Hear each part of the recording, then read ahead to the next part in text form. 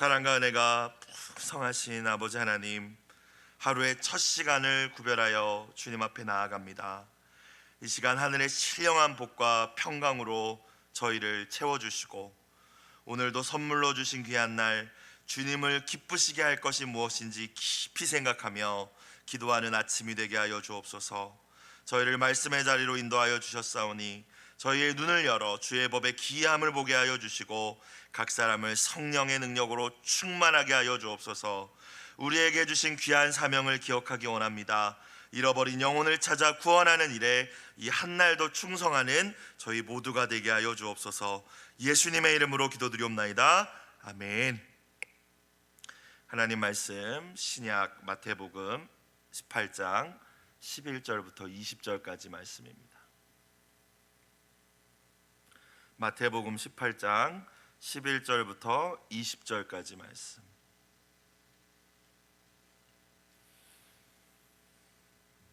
한 목소리로 합독하시겠습니다. 11절은 없음이라고 되어 있으니까 12절부터 합독하시겠습니다. 너희 생각에는 어떠하냐? 만일 어떤 사람이 양 100마리가 있는데 그 중에 하나가 길을 잃었으면 그 99마리를 산에 두고 가서 길 잃은 양을 찾지 않겠느냐? 진실로 너희에게 이르노니 만일 찾으면 길을 잃지 아니한 99마리보다 이것을 더 기뻐하리라.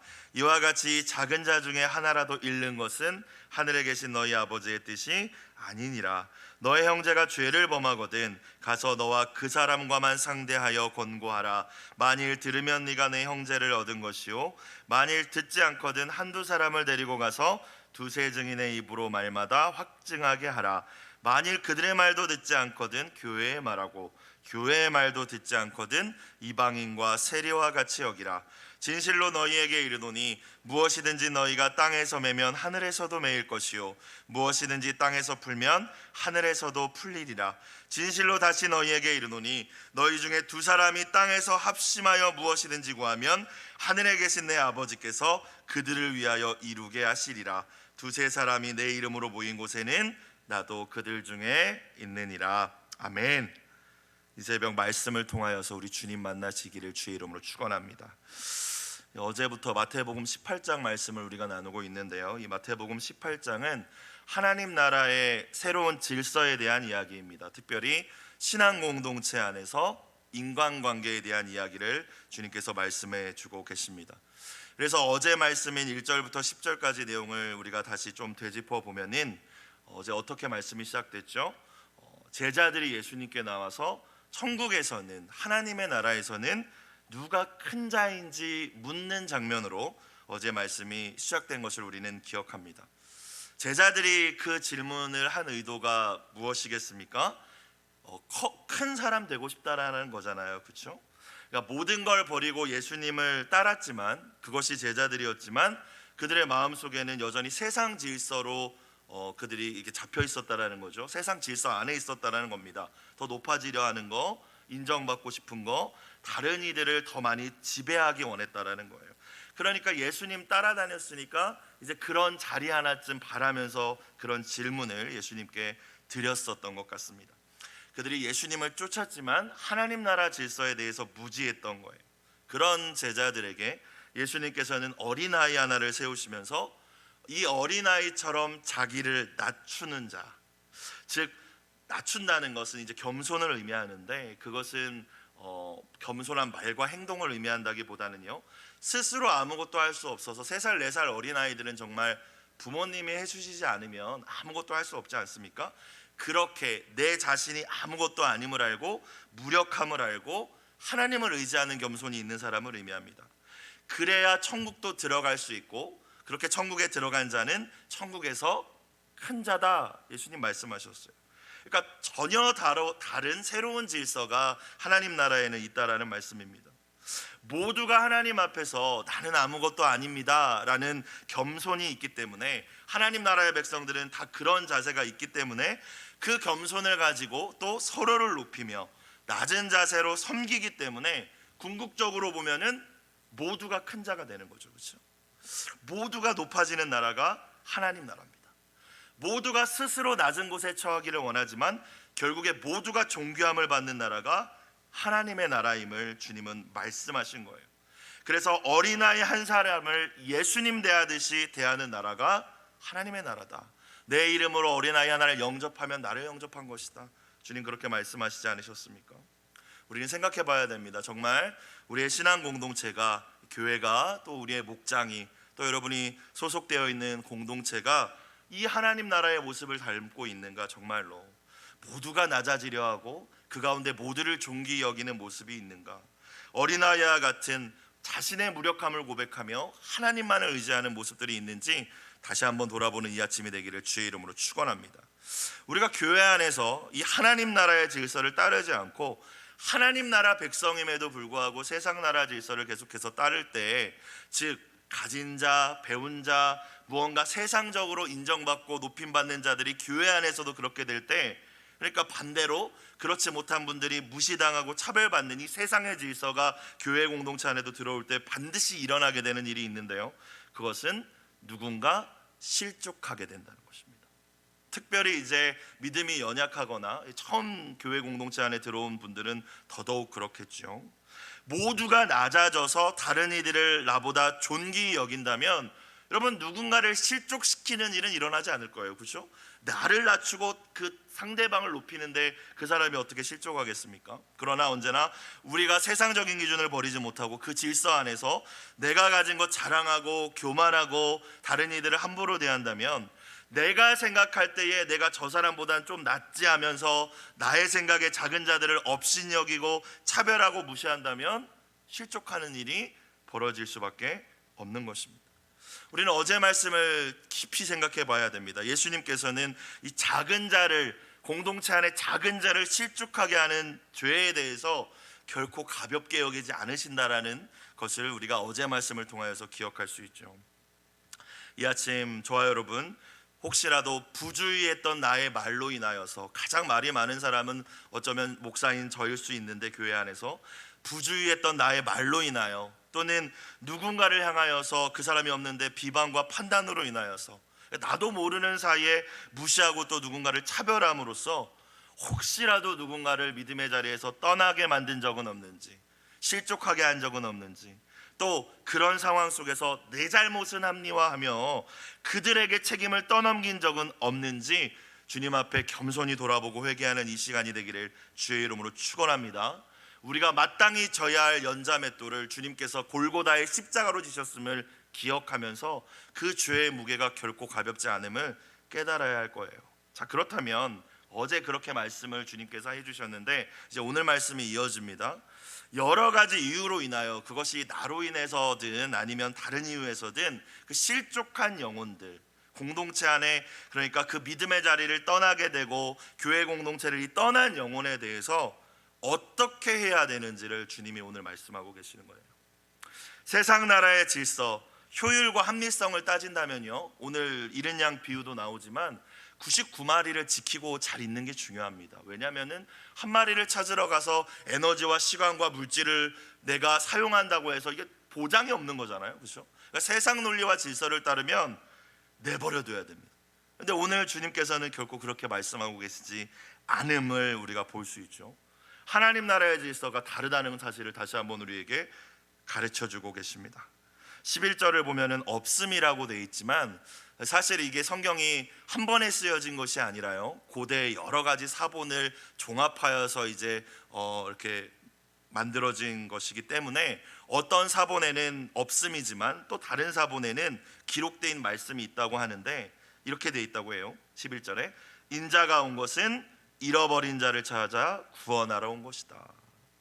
이 예수님이 이 땅에 오신 것은 너가 그렇게 별 볼 일 없게 생각하여서 교회 공동체를 떠난 누군가, 또 예수님 아직 믿지 않고 있는 그 누군가를 위하여서 찾아 구원하러 온 것이다. 그러면서 이어지는 말씀이 저와 여러분이 자주 들어본 잃어버린 양 말씀이죠. 12절 13절 보겠습니다.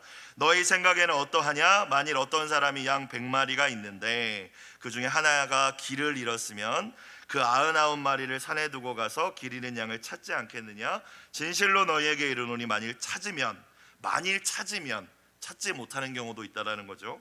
길을 잃지 아니한 99마리보다 이것을 더 기뻐하리라. 예수님께서 아버지 하나님, 목자 되신 아버지 하나님의 마음을 가르쳐 주고 계시면서 교회 공동체는, 신앙 공동체는, 하나님 나라 공동체는 세상과 달라야 된다, 다른 질서가 있어야 된다라고 말씀을 하고 계십니다. 100마리의 양이 신앙 공동체를 의미하죠. 예수님을 믿고 구원받은 우리 교회 공동체가 이 100마리의 양입니다. 자, 그러면 길을 잃은 한 마리 양은 무엇을 의미하겠습니까? 예수님을 믿고 공동체의 구성원이 되었지만 어떤 이유에서든지 실족한 자입니다. 방황하고 있는 지체예요. 목자의 음성을 따르지 않고 자기 멋대로 간 양일지도 모릅니다. 여러분, 양은요 스스로를 보호할 수 있는 능력이 없어요. 거기다 시력까지 나쁘다고 합니다. 그래서 목자를 잃어버린 양, 그 무리에서 떨어진 양은 목자가 찾아 나서서 찾아주지 않으면 반드시 죽어요. 특별히 이스라엘 또 그 문화권은 광야가 많지 않습니까? 사막이 많죠. 살아남을 가능성이 없습니다. 굶주려 죽든지 목말라 죽든지 사나운 맹수에게 잡아 먹힐 것입니다. 그렇기 때문에 참된 목자, 그 양을 생명처럼 여기는 목자는 99마리의 양을 안전한 곳에 놓아두고 이 잃은 양을 끝까지 찾아 나선다는 거예요. 그리고 찾았을 때는 큰 기쁨으로 돌아올 것이다. 누가복음 말씀을 보면 그 찾은 양을 어깨에 메고 돌아와서 친구들과 잔치를 벌일 것이다 라고 기록되어 있더라고요. 이 목자의 마음이 교회 공동체를 향한, 특별히 연약하여서 그 공동체 가운데서 실족한 영혼을 향한 하나님 마음이다, 너희도 이 마음을 가져야 된다 라고 주님이 말씀하신 것이죠. 14절 볼까요? 이와 같이 이 작은 자 중에 하나라도 잃는 것은 하늘에 계신 너희 아버지의 뜻이 아니니라. 반대로 생각해 보면요, 하나님의 뜻은 다 구원받는 것이죠. 우리가 이미 익숙히 알고 있는 말씀처럼 모든 사람이 복음을 믿고 회개하여 구원에 이르는 것, 교회 공동체 안에서 우리가 함께 신앙생활을 출발했다면 천국 가는 그날까지 함께 완주하는 것이 우리 아버지의 뜻인 줄로 믿습니다. 그렇기 때문에 우리의 사명은요, 믿지 않는 자에게 주님의 사랑과 진리를 전하여 예수님께로 인도하는 것도 우리의 사명이지만, 더불어서 그것만이 전도가 아니라 잃어버린 영혼들에 대한 관심을 포기해서는 안 될 줄로 믿어요. 넘어진 자, 어떤 이유에서든지 그것이 그의 잘못이라 할지라도, 이제 뒤이어서 나오겠지만 끝까지 찾아 회복하려는 노력을 포기하지 않는 것 또한 우리 하나님 아버지께서 간절히 원하시는 일인 줄로 믿습니다. 말씀을 준비하면서 찔림이 있었어요. 그래서 중고등부 아이들 명단을 쫙 폈습니다. VIP라고 되어 있는 명단에 전도 대상자 친구들도 있지만 대부분 왔다가 한 번이든 일정 기간이든 왔다가 이제 더 이상 나오지 않는 친구들이 한 20명 정도의 이름이 적혀 있었어요. 그런데 성령님께서 말씀하시는데, 은천아 더 있지 않니라고 말씀하시는 거예요. 사실 제가 10번 20번 연락해도 연락도 안 받고 이렇게 접촉이 안 되는 애들은 제가 제 맘대로 해가 넘어갈 때마다 정리했었거든요. 얘는 이제 그냥 신경 쓰지 말아야지, 있는 애들 관리해야지, 얘는 이제 그냥 포기해야지. 말로 표현은 안 했지만 그런 마음으로 정리해서 그냥 20명이 있었던 거예요. 근데 주님이 말씀하시더라고요. 왜 나의 양을 네가 포기하냐고 말씀하셨어요. 그리고 또 물으시기를, 이 잃어버린 양들을 위해서 너는 어떤 노력을 했냐고 물어보셨어요. 물론 연락하고 만나보려고도 했죠. 시도를 하다가 다 포기한 친구들이 대부분이었어요. 얘는 어차피 내 연락 안 받으니까, 얘는 내가 아무리 얘기해도 연락 어떻게 만날 수가 없으니까라는 그런 핑계와 합리화로 그냥 명단에만 있는 거예요. 명단에만 있는 거. 주님 얼마나 많은 큰 찔림을 주셨는지 모릅니다. 하나님이 보내주셨고 너에게 맡긴다라고 말씀하여 주셨는데 그 양들을 그냥 잃어버렸고 그게 그의 잘못이라고 얘기하면서 마음속으로 포기하고 있었던 저를 발견했습니다. 여러분은 어떠십니까? 여러분은 혹시나 여러분의 목장이든지 또 여러분과 함께 신앙생활하던 어떤 분들이 계시다면, 그분들이 어떤 이유에서든지 실족하고 신앙 공동체를 떠났을 때 여러분은 그들을 향하여서 어떤 마음을 품고 또 어떻게 그들을 다시금 이 공동체 안으로 회복시키기 위한 노력을 하고 계십니까? 그런 마음을 이제 들어서 정말 오랫동안 또 연락이 안 되던 친구한테 기도하고 연락을 했는데 어제는 또 연락이 되더라고요. 자기 얘기를 또 하는 거예요. 그러다가 또 금요일 날 만나자 하니까 또 잠수를 타버리는 거예요. 또 근데 예전 같았으면 이렇게 조금 죄송합니다, 속된 말로 또 이 새끼 또 이러네 이럴 것 같은데 말씀을 또 읽고 하니까 포기하지 말아야지, 그래 더 기도해봐야겠다, 이런 마음이 들더라고요. 사랑하는 여러분, 우리 아버지의 마음을 품고 잃어버린 양을 끝까지 찾을 수 있는 저와 여러분이 되길 주의 이름으로 축복합니다. 자, 누군가에게 상처를 받아서 이렇게 실족하게 되는 경우도 있지만요, 오늘 말씀을 보니까 본인이 잘못해서 공동체에서 이탈하는 경우도 있는 것 같아요. 그러니까 교회 공동체에 자기가 잘못하고 어려움을 주고 이제 뭐 방귀 뀐 놈이 성내는 식으로 이제 있기가 불편해서 떠나든지, 아니면 자기 잘못도 모르고 이제 떠나든지 공동체에서 이탈하는 경우가 있었던 것 같아요. 그래서 15절 이후의 말씀을 주님께서 주십니다. 자, 보겠습니다. 15절. 너의 형제가 죄를 범하거든. 일단 주님이 그 사람에 대해서 뭐라고 부르십니까? 형제라고 불러요. 여러분, 유대인들은 같은 신앙의 고백을 하고 있는 사람들, 나와 같은 회당에 모이는 사람들을 형제라고 불렀습니다.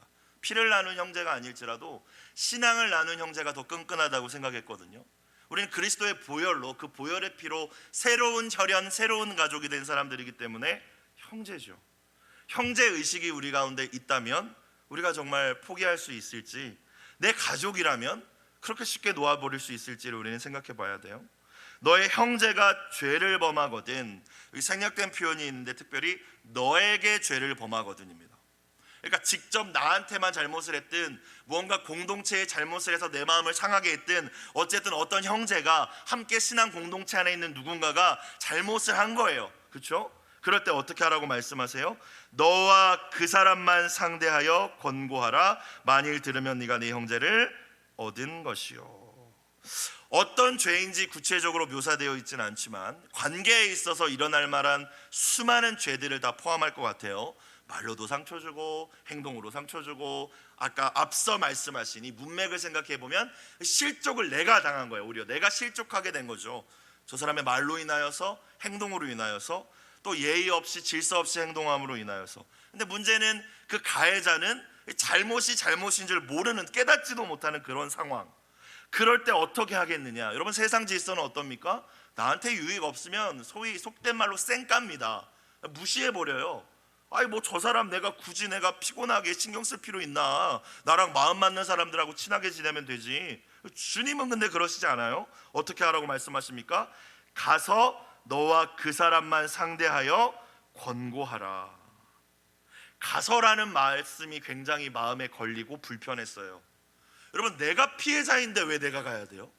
그죠? 여러분, 하나님 나라 질서는 참 우리를 불편하게 합니다. 그렇죠?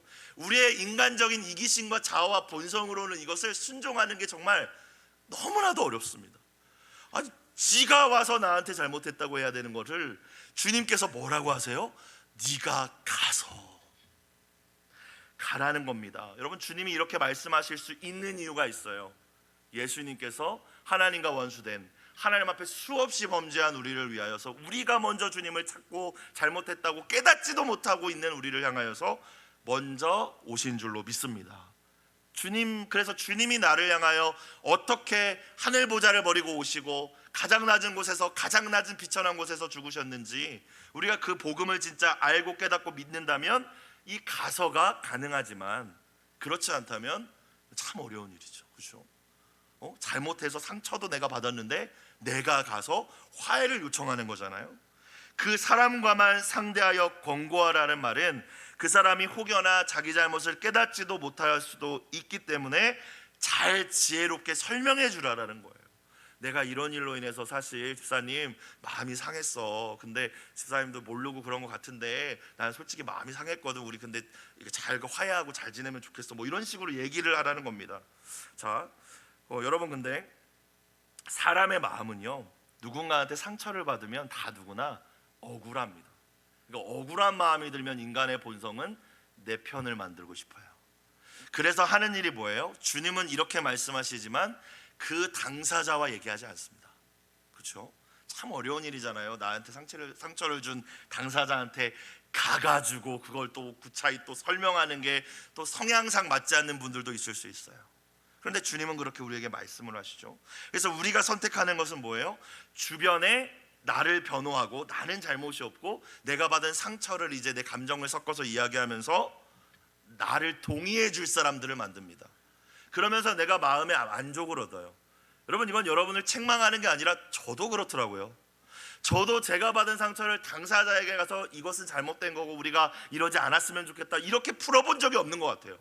그냥 뭔가 마음에 안 들면 저도 그냥 저랑 가까운 사람들한테 글쎄 이랬다니까, 아유 이래가지고 아주 짜증나 죽겠어, 이게 저였더라고요. 이게 우리 인간의 악한 본성이라는 거예요. 근데 여러분 잘 생각해 보십시오. 절대로 관계가 회복되지 않습니다. 여러분, 하나님께서는 앞서 말씀하셨지만 한 영혼도 실족하지를 원하긴 않으세요. 100마리 중에 단 한 마리도 공동체에서 떨어져 나가기를 원하시지 않으세요.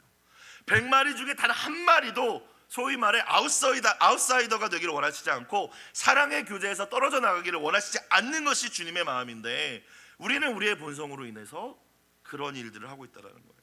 그 사람과만 상대하여 권고하라. 만일 들을 수도 있고 듣지 않을 수도 있지만 우리가 할 일이라는 것이죠. 너가 너 형제를 뭐한 것이요? 얻은 것이요. 얻었다라는 표현의 반대는 잃어버린 것입니다. 그렇죠? 이렇게 할 때 잃어버리지 않을 수 있다라는 거예요. 그렇죠? 공동체 안에서, 사랑의 교제 안에서. 그리고 그것이 하나님의 뜻이라고 앞서 말씀해 주셨습니다. 자, 듣지 않으면 어떡합니까? 16절, 듣지 않거든 한두 사람을 데리고 가서 두세 증인의 입으로 말마다 확증하게 하라. 여러분, 사실 찾아가서 얘기를 했는데도 듣지 않으면요 포기하죠. 그래, 너 같은 건 내가 상대 안 하고 신앙생활, 하나님만 보고 신앙생활 하지 뭐, 이렇게 우리가 거의 나가지 않습니까? 16절에 이런 노력들은 하지 않죠. 근데 여러분 잘 생각해 볼 때 한두 사람을 데리고 가라고 한 거는, 야, 내 편이 이만큼 있어, 여러분 이거 하라고 이렇게 하라고 말씀하신 것이 아닙니다. 그 사람을 몰아붙이고 강하게 협박하고 부끄럽게 만들기 위해서 이 일을 주님이 하라고 하신 것이 아니라는 거예요. 정말 자기 잘못을 깨닫지 못하고 있는 누군가가 1대1로 얘기했을 때도 여전히 이게 진짜 내 잘못인지 모를 수 있기 때문에 같이 가서 신앙생활 함께하는 이들이, 신실한 이들과 함께 가서 그것들을 설명해 주라는 거예요. 그게 16절 맨 끝에 나오고 있는 확증하게 하라라는 표현의 의미입니다. 그렇죠? 잘못을 따져서 부끄럽게 만들라라는 의미가 아니라 그 목적은 화해시키는 것이죠. 회복시키는 거예요. 공동체 안으로 끌고 들어오는 게 목적입니다. 너 이거 잘못했는데, 너 이 사람이 찾아갔는데도 말 안 듣고, 우리는 율법적인 사고에 길들여져 있어서 이 말씀을 그렇게 해석을 합니다. 자동적으로. 그렇지 않다라는 거예요. 17절, 만일 그들의 말도 듣지 않거든. 와, 두세 사람까지 같이 갔는데도 그 말도 안 듣는데요. 잘못한 거 없대요. 교회에 말하고, 교회 전체 공동체, 예를 들어서 담임 목사님까지 같이 가서 화해를 이제 시도하는 거예요. 교회의 권위니까요. 근데 그 말도 안 들었을 때는 어떻게 하라고 말씀하십니까? 이방인과 세리와 같이 여기라. 여러분, 이 말씀 어떻게 받으시나요? 그냥 진짜 막 무시해버려라, 이제 끝나, 이제 저 사람은 우리 교인 아니야, 이렇게 여기라는 말씀일까요? 물론 그 범죄가 정말 심각하다면, 그럼에도 깨닫지도 못한다면 분명히 신앙 공동체는 합당한 징계와 치리를 할 필요가 있습니다. 그렇죠? 다 무조건 좋은 건 아닐 수 있으니까요. 그런데 그 영혼을 왕따 시켜버리고 영원히 포기해버리라는 말씀이 결코 아님을 저와 여러분 이 아침 깨달을 수 있길 주의 이름으로 축복합니다. 저는 포기해버리면서 살았더라고요. 사실 솔직하게 말하면 저는 당사자한테 찾아간 적도 거의 없었어요. 그죠? 마음에 안 들면 너는 아웃, 내 마음에 드는 사람, 이거였거든요. 제가 그러니까 목사인데 주님 말씀 하나도 따르지 않았었던 거예요. 그렇죠? 내 마음에 드는 사람, 내 말 잘 듣는 애들, 그러니까 떨어져 나간 아이들이 계속 늘어나가는데 주님 계속 보내주시는데 그런 모습들이 되었던 것이죠. 마태복음 18장은 아까 시작하면서 말씀드렸습니다. 하나님 나라의 새로운 질서, 작은 자를 실족하게 하지 말라 하셨고요. 잃어버린 양은 끝까지 찾으라고 말씀하셨는데, 그렇게 말씀하시던 주님이 17절에 와서 야, 이방인과 세리와 같이 여겨, 이런 뉘앙스 아니라는 거예요. 성경은 문맥이 그래서 중요하지 않지 않습니까? 그리고 내일 말씀을 생각해 보면 형제가 죄를 범하든 몇 번까지 용서해 주라고 주님 말씀하시죠? 7번을 70번까지. 그러니까 제한을 두지 말라, 용서해, 이 말씀을 하시는 우리 주님인데, 지금 오늘 이 말씀에서 그러면 포기해 버리라는 말씀일까요? 바로 뒤이어서 나오는 18절부터의 말씀이 우리에게 그런 영혼들을 어떻게 대해야 되고 어떻게 끝까지 품고 가야 하는지를 말씀해 주고 계시다고 생각합니다.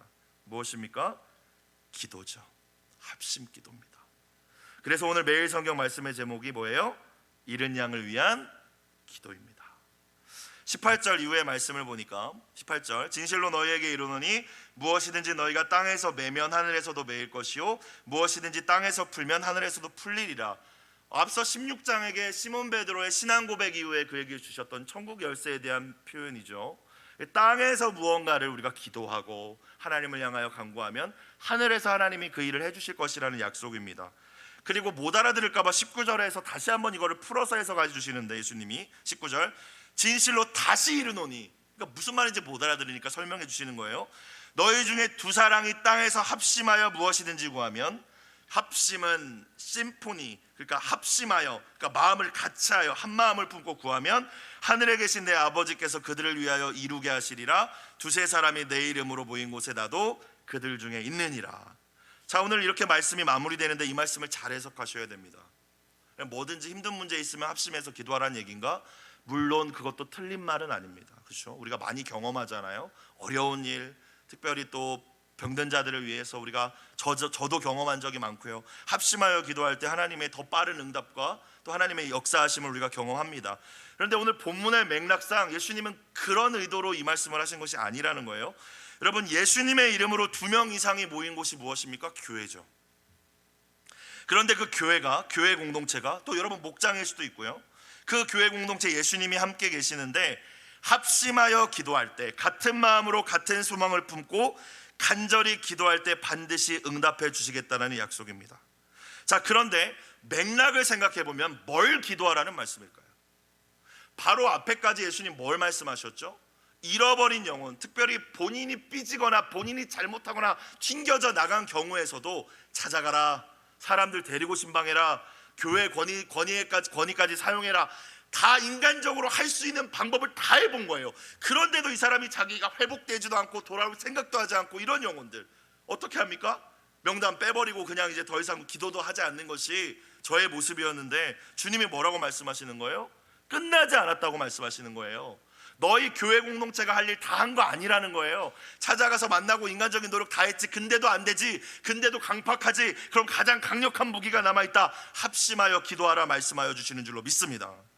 합심하여 기도해야 할 제목들 많이 있겠죠. 연약한 영혼들, 병든 자들을 위해서. 근데 가장 시급한 것은 교회 공동체 안에 있었다가 실족하여 떨어져 나간 이들, 그것이 누군가에게 상처받아서든 아니면 본인이 잘못을 깨닫지도 못하고 그렇게 튕겨져 나가버린 것이든 교회 공동체가 할 일은요, 목장 공동체가 할 일은요, 합심하여 모일 때마다 빠지지 말고 해야 될 일은요, 맛있는 음식도 나누고 삶도 나누고 해야겠지만 그 영혼들 잊지 말라는 거예요. 예수님의 심장에 새겨진, 예수님의 손바닥에 새겨진 그 이름들 왜 너희는 잊고 있느냐라는 말씀이에요. 그래서 기도의 파워를 다시 한번 말씀해 주십니다. 너희가 가진 가장 강력한 무기가 뭐냐? 그것도 안 되고 이것도 안 되고 네가 아무리 권고해도 말 안 듣지? 합심하여 기도해라. 교회의 기도 두 사람만 있더라도 내 이름으로 모인 자리에 내가 함께 있기 때문에 반드시 응답해 줄게. 잃어버린 양을 잃어버리지 않는 게 아버지의 뜻이라면요, 여러분, 아버지의 뜻대로 하는 기도는 하나님 반드시 응답해 주시지 않으시겠습니까? 한 영혼도 한 마리의 양도 잃어버리지 않는 것이 아버지의 뜻이기 때문에 교회가 정말 이 뜻을 위하여 합심하여 기도할 때 여러분, 하나님은 기뻐하시고 놀라운 구원의 역사, 회복의 역사가 끊임없이 일어나게 될 줄로 믿습니다. 그러면 오늘 말씀으로 이제 저 자신과 우리 자신이 비추어 봐야 되는 거예요. 우리 공동체가, 우리 공동체 안에 정말 한 영혼을 귀하게 여기며 포기하지 않는 이 사랑과, 만약에 정말로 포기하고 싶은 그 누군가를 향하여 합심하여 하나님의 뜻을 구하는 기도가 우리 공동체 안에 있는지를 돌아봐야 된다는 거예요. 연락도 안 되고 어떤 권고도 통하지 않는 어떤 누군가를 향하여서 공동체가 합심하여 영혼을 위하여 기도하는 것을 포기하지 않는다면 하나님께서는 그 마음을 보시고 그 영혼을 향한 아버지의 뜻을 너희가 내 마음을 아는구나, 그 모습을 보시고 놀라운 부흥과 하나님만이 주실 수 있는 놀라운 축복을 우리 공동체 가운데 부어 주실 줄로 믿습니다. 그래서 오늘 매일 성경 기도 제목을 보면 한 영혼을 향한 아버지의 사랑을 저희 온 공동체가 배워 한 뜻으로 기도하게 하옵소서라고 되어 있어요. 작년까지 중고등부에서도 아이들 예배 시간마다 VIP 명단을 띄워서 기도했던 시간이 있었는데 안 했어요. 제가 왜냐하면 마음속에 아유 뭐 이거 해서 오겠어? 이런 마음, 믿음 없는 그런 마음들이 있었거든요. 설교 준비하면서 다시 해야겠다, 아이들과 같이 선생님들과 같이 기도해야겠다라는 마음이 들었어요. 사랑하는 여러분, 여러분도 여러분에게 맡겨주신 분들이 있을 거예요. 목장 가운데에서 함께 신앙생활했던, 그것이 몇 년 전이든 간에 주님이 오늘 기도하실 때 생각나게 하신다면, 지금 내가 할 수 있는 일이 아무것도 없고 뭘 해야 될지도 모르시겠다면 주님의 이름 붙들고 기도하실 때 그 영혼이 회복되는 놀라운 역사가 일어나게 될 줄로 믿습니다. 이 은혜가 함께 하시길 주의 이름으로 축원합니다. 기도드리겠습니다. 사랑과 은혜가 풍성하신 아버지 하나님, 예수님 십자가 사랑 안에서 가족된 형제 자매들을 끝까지 사랑하지 못했던 우리의 연약함을 회개합니다. 실족한 영혼, 죄를 범한 영혼들이 공동체를 떠났을 때에 무관심했고 어쩔 수 없다고 포기하며 기도조차 하지 않았던 저희의 모습을 고백합니다. 주님이 한 영혼을 얼마나 귀하게 여기시며 잃어버린 영혼들을 얼마나 애타게 기다리고 계시는지를 이 아침 우리가 깨닫게 하여 주시고, 이제 두세 사람이 모이는 자리자리마다, 목장마다 잃어버린 영혼들, VIP들을 향한 우리의 기도가 끊이지 않게 하여 주시옵소서. 드린 예물을 흠양하여 주시고 함께 드린 귀한 기도에 하나님 응답하여 주시옵소서. 예수님의 이름으로 기도드리옵나이다. 아멘.